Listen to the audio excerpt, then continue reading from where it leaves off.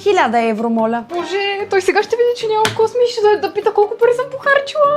Какво ще правим? Добре да кажем, че 150 евро е цяло. Не, ефтино е, ще се усечи. Отказана? Как така отказана? Къде са им парите?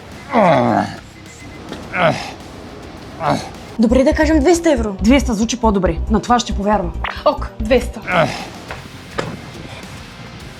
Ами ако види в сайта? Не, то от глупавичките. Няма да се сети.